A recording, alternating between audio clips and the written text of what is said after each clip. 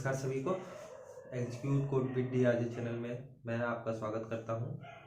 आज का जो हमारा टॉपिक है वो है कोडिंग से रिलेटेड। जैसे कि मैंने बताया था, मैंने अपने प्रीवियस वीडियो में जब हम स्टूडियो कोड के बारे में पढ़ रहे थे उस वक्त हमने बताया था कि हमारा जो नेक्स्ट वीडियो होगा वो कोडिंग से रिलेटेड होगा। यानी आज हम लोग अपने इस प्ले लिस्ट में पहली प्रोग्राम को हम लोग जो है लिखेंगे और एज वेल इसको मैं सिस्टम में आपको रन करके भी दिखाऊंगा और मैं समझाने की कोशिश करूंगा कि कोड जो है एक्चुअली में रन कैसे करता है। जैसे कि मैंने फ्लो चार्ट बताया, एल्गोरिथम बताया, स्टूडियो कोड बताया, तो ये सबका मेन उद्देश्य जो है वो सोर्स कोड डेवलप करने का होता है।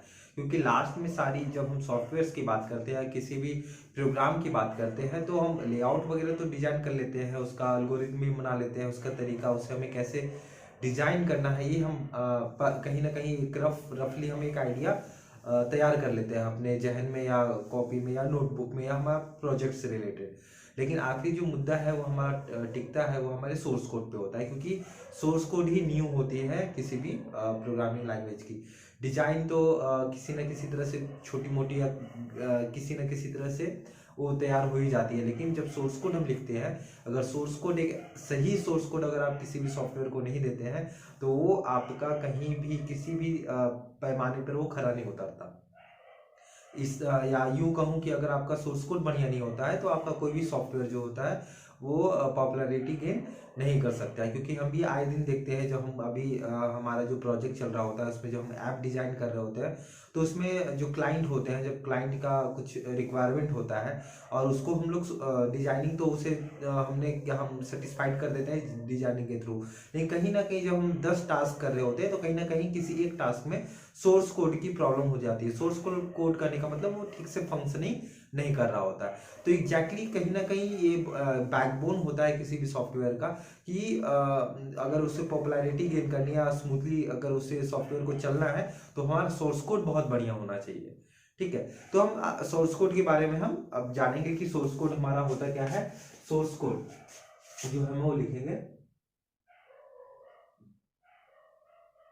ठीक है, अब जो सोर्स कोड होता है वो एक बनाता है किसका सोर्स, कोड का। कोड को मिला करके एक सोर्स बनता है। ठीक है, जो सोर्स होता है किसी भी सॉफ्टवेयर का बोल दो या कोई बहुत बड़ी प्रोजेक्ट होती है तो उसका मतलब प्रोजेक्ट इन द सेंस में कॉर्पोरेट में आईटी वर्ल्ड की बात कर रहा हूँ। जब हम अभी अगर मान लो कि अगर जो क्लाउड कंप्यूटिंग चल रही है अभी, या आपका जो डिजिटल मार्केटिंग होता है, या अभी जो डिजिटली सब सारी चीजें हो रही है, तो वहां पे मेन जो बैकबोन हमारा बनता है वो हमारा सोर्स कोड बनता है। ठीक है, तो हम जैसा कि मैंने प्रीवियस वीडियो में कई बार इस लाइन को दोहराया, आज फिर मैं दोहराता हूँ कि हमारी ये जो जर्नी है वो बहुत लंबी होने वाली है और आने वाले वीडियोस में हम लोग और जानेंगे कि ये जो कोडिंग होती है वो किस तरीके से की जाती है, कैसा इम्पैक्ट जो है सॉफ्टवेयर पे डालता है, किस तरीके से लिखने पे ज़्यादा बेनिफिशियल होता है सॉफ्टवेयर के लिए, किस तरीके से जो होता है ये इम्पैक्ट करता है, मतलब खराब इम्पैक्ट बनाता है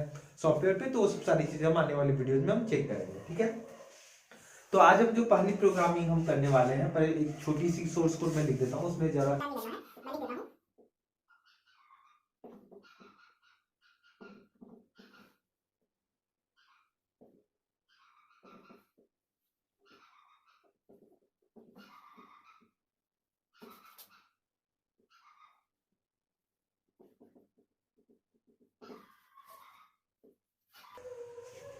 हमने यहाँ पे 1 2 3 लाइनों की एक कोड लिखी है।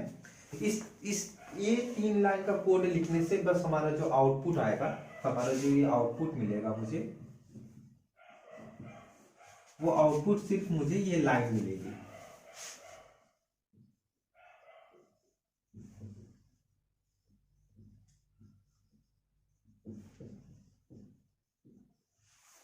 यानी ये हमारा सोर्स कोड हुआ जिसको हम लोग इनपुट बोलते हैं, जो एज ए इनपुट हम देते हैं कंप्यूटर को। और ये जो हमारा आउटपुट, यानी जब कंप्यूटर में हम जब हम किसी भी कंपाइलर में ये सारे कोड को लिखते हैं तो हमारा ये आउटपुट हमारा ये जनरेट होता है।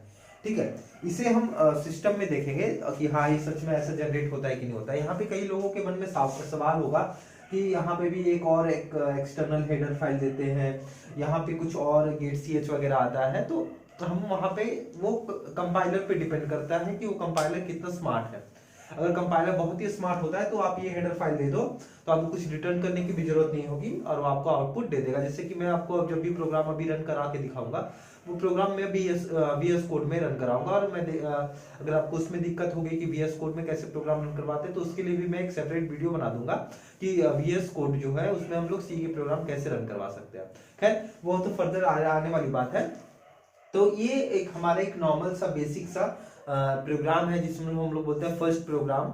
किसी भी लैंग्वेज का फर्स्ट प्रोग्राम है, वहां पे सिंपल एक हेलो वर्ल्ड प्रिंट होता है, तो हेलो वर्ल्ड की जगह मैंने एग्जीक्यूट कोड VDRJ जो है वो लिख दिया है, और आउटपुट में मेरा वही चीज जो मैंने यहाँ पे प्रिंटफ में लिखा है वही मेरा आउटपुट में यहाँ पे मुझे वो टेक्स्ट मिला है। ठीक है, तो कहने का मतलब है कि एक तरीका हुआ, यानी यहाँ से यहाँ तक हमें कोई भी अगर आउटपुट चाहिए कंपाइलर में, यानी सी की मैं बात कर रहा हूँ, सी के कोड सोर्स कोड में अगर हम कुछ भी लिखते हैं तो हम जब भी लिखते हैं तो उसको इस तरीके से हम कोड करेंगे, उससे लिखेंगे, और आउटपुट वो कोड के रूप में ना दे करके नॉर्मल टेक्स्ट फॉर्म में वो जो है वो हमें आउटपुट देगा। ठीक है, सी का कंपाइलर या C++ की कंपाइलर या कोई भी कंपाइलर की मैं बात करूं, हम लिखते हैं जो सोर्स कोड वो हमें नहीं मिलता है। हम एग्जैक्टली जो हम सोर्स कोड में जो पॉइंट लिखते हैं, जो इनपुट देते हैं, उसमें जो भी प्रोसेस होता है, और आउटपुट में जो हम उससे उस रेफरेंस में जो हम आउटपुट में कोड में जो रेफरेंसेस डालते हैं वही रेफरेंसेस हमें आउटपुट में मिलता है। जैसे कि यहाँ पे इस कोड में मेरा आउटपुट का रेफरेंस था कि यहाँ पे मुझे सिर्फ ये वाली लाइन प्रिंट करके दे दो, तो ऐसा ही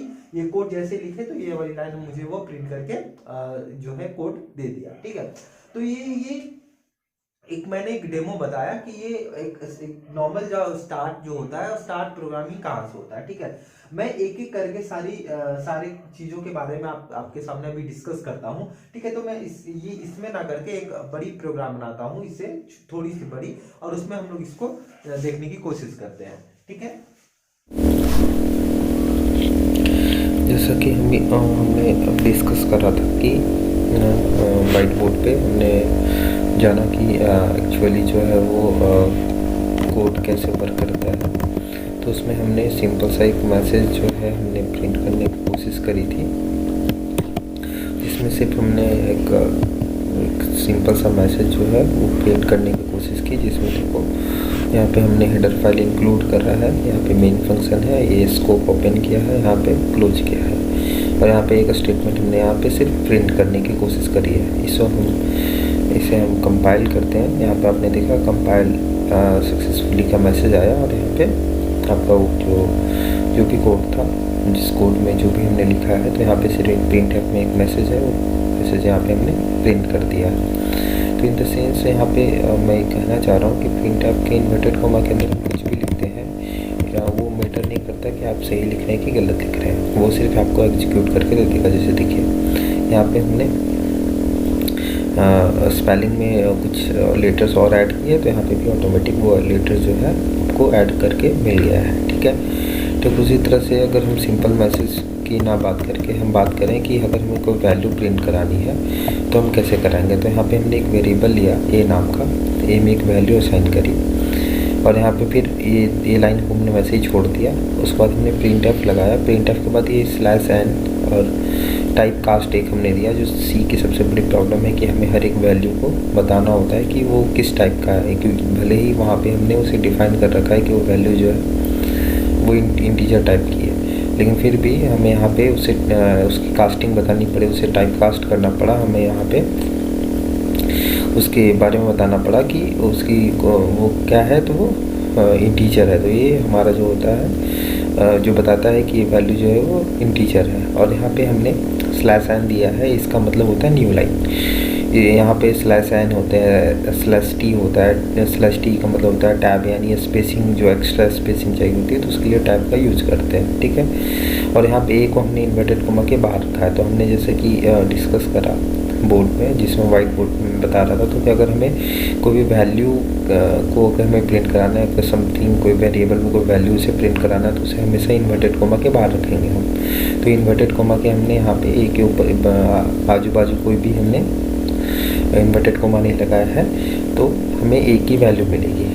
कंपाइल करा हमने तो देखो यहाँ पे ए की वैल्यू में 5 मिली। अगर यहाँ सपोज हम वैल्यू की वैल्यू चेंज कर देते हैं, ए की वैल्यू मान लो सपोज कि हमने 12 ले लिया और एग्जीक्यूट कराया इसे, तो फिर हमें 12 मिला। तो अब जो है ये हमारा पहला प्रोग्राम जो है वो मैंने रन करके आपको दिखा दिया, और भी बहुत सारे प्रोग्राम हैं जो हम आपके सामने करेंगे, और अब कोशिश करेंगे कि आपका इंटरेक्शन जो है वो मैं सिस्टम के साथ करवा पाऊँ। अब हम वाइट बोर्ड पे ज़्यादा स्विच नहीं करेंगे, क्योंकि थ्योरी का पोर्शन था तो मैक्सिमम थ्योरी के पोर्शन जो है वो बोर्ड में ही अच्छे से डील हो पाती, लेकिन फिर भी मैं बोर्ड को स्किप करने की कोशिश करूँगा और सिस्टम से ही आपका इंटरेक्शन करवाऊँ, इसकी पूरी कोशिश करूँगा।